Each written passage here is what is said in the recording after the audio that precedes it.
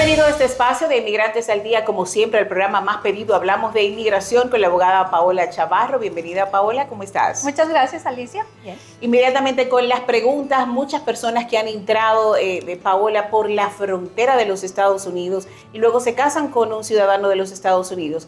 ¿Qué pasa en esos casos? Bueno, cuando una persona entra en la frontera hay dos situaciones. Una, cuando esa persona pasa sin inspección y sin ser detenida por autoridades migratorias, y la otra cuando esa persona es detenida o se entrega en la frontera. Cuando eso sucede, las autoridades tienen dos opciones. Una, darle el parol, o la segunda, no darle parol y simplemente dejarlo pasar para que pueda pedir un asilo. En las dos opciones, esa persona es puesta en proceso de deportación, tenga o no tenga parol. Entran directamente a un proceso de deportación en el que la única defensa que tienen es un asilo, si la persona califica para el asilo. Si la persona entra sin ser inspeccionada y sin ser detectada, digamos que no está en el sistema, ¿verdad? Entonces, si la persona que no está en el sistema después se casa, se puede adelantar un proceso primero de petición de esposos y luego algo que se llama un proceso consular, porque por ley esa persona no puede aplicar para su residencia, para su ajuste de estatus dentro de Estados Unidos, porque no entró de manera legal. Entonces tiene que hacer petición, proceso consular y al final debe salir a una entrevista. Pero ¿qué sucede? Si esa persona está casada con una persona ciudadana o residente, puede pedir el perdón por haber entrado ilegalmente y por el tiempo que lleva ilegalmente en Estados Unidos, puede pedirlo dentro de Estados Unidos.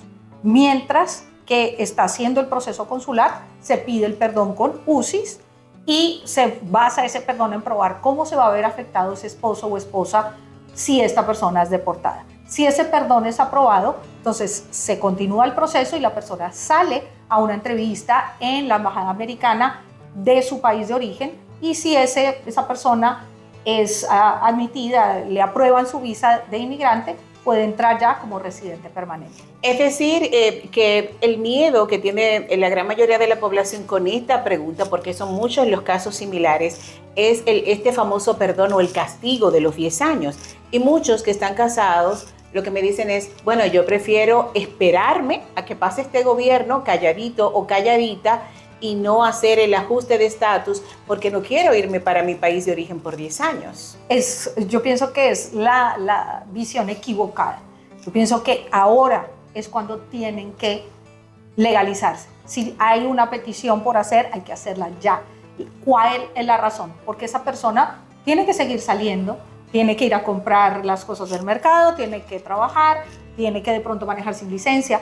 Y si a esa persona la agarran, lo más seguro es que va a tener una orden de deportación o, dependiendo de las circunstancias, puede pedir una salida voluntaria.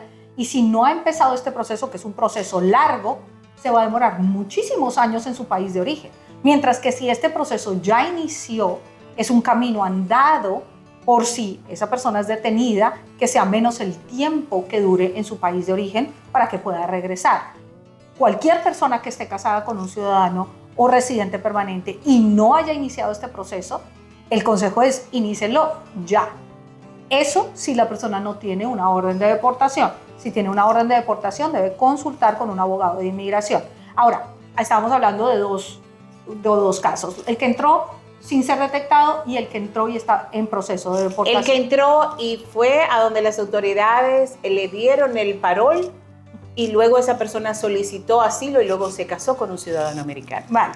En ese caso, si esa persona tiene un parol y está casada con un ciudadano, puede en la corte aplicar para ajuste de estatus en frente del juez, porque el juez es el que va a tener la jurisdicción, digamos, el poder de decidir ese caso, pero debe primero hacer una petición con UCIS, una petición familiar, y generalmente esos matrimonios que suceden cuando la persona ya está en proceso de deportación son matrimonios no solamente sospechosos, sino hay una prohibición en contra de eso, entonces toca pedir una excepción con pruebas de que es un matrimonio de buena fe para que UCIS tramite esa petición, y si UCIS aprueba esa petición, el juez puede darles la residencia si ellos lo piden en corte. Pero ahí estoy un poquito confundida. Esta persona, el parol solo le duró 2 meses, luego entonces solicita el asilo, ya no está bajo el amparo del parol. Pero entró con un parol. Pero entró con un parol. Exacto. Le dieron un parol de 2 meses. Cuando una persona entra con un parol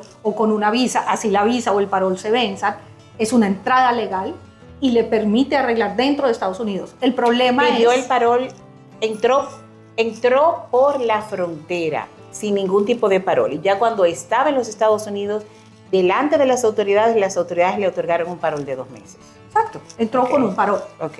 Entonces, digamos que cuando uno está en la garita, no está en Estados Unidos. Y si ahí le dan un parol y lo dejan seguir, es porque pues lo dejaron entrar con un parol.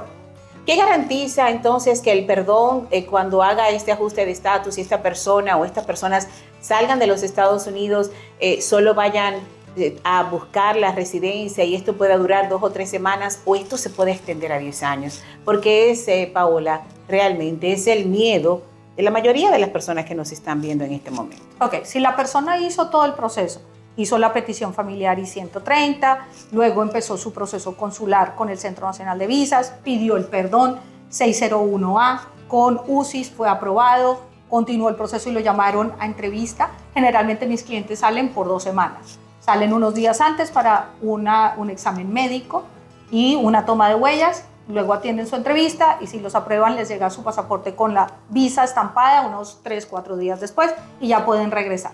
Pero si esa persona tiene que salir por cualquier razón, porque quiso, por salida voluntaria, por deportación, por la razón que sea, depende de qué tan adelantado vaya ese proceso y asimismo es el tiempo que tiene que pasar afuera. Entonces, si apenas hizo la primera parte, tiene que hacer la segunda, la tercera y la cuarta parte afuera. Si ya había hecho la primera y la segunda, pues solamente espera. Realmente, por eso es importante empezar el proceso, porque no es que lo proteja de la deportación, pero hace que sea más rápido volverlo a traer de vuelta. Y hablando de cuando ya la persona está casada, pone sus huellas, esta famosa carta que te llega de la aprobación del permiso de trabajo, la famosa 797, la persona puede estar con esa carta en las calles y no hay ningún problema si en ese momento, por ejemplo, llega a un supermercado. Bueno, esto que me estás diciendo de la 797 es un recibo genérico. Exacto. Es el nombre que tienen todos los recibos. Pero si me estás hablando de permiso de trabajo, esa es la aplicación I-765. Eso llega, una notificación, el título de todas las notificaciones es I-797, pero de la aplicación 765. El tener un permiso de trabajo no es un estatus legal.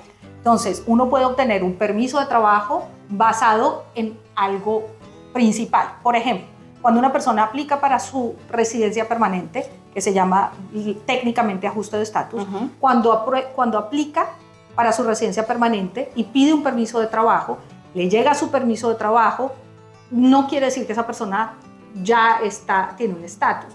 No, esa persona no está ilegal, está en un limbo, no está ilegal, pero tampoco tiene un estatus. Pero por eso es la pregunta, porque muchas personas que están en ese proceso antes tenían miedo de salir a las calles y ahora hacen la pregunta precisamente para que usted diga, ¿tiene que seguir con el temor de estar en las calles, que ICE los pueda detener y pueda pasar algo? Ok, ahí eso se ha visto más en los casos de asilo. Muchas personas están en proceso de deportación, dentro del proceso de deportación solicitaron un asilo, y pidieron un permiso de trabajo basado en el asilo y les llegó un permiso de trabajo de 5 años. No es que ellos estén tranquilos por 5 años. No, si ICE decide ir a detenerlos, si cometen un delito y caen en las redes de ICE, o simplemente la corte les hace la corte más cercana y pierden su asilo, pues no van a así su permiso de trabajo sea por 5 años, no lo van a poder usar. Entonces, no es que el permiso de trabajo los proteja de nada, les permite trabajar legalmente, sacar una licencia de conducción, pero si ICE quiere detener a esa persona, pues lo puede hacer, ¿no? Entonces, no es una protección contra la detención.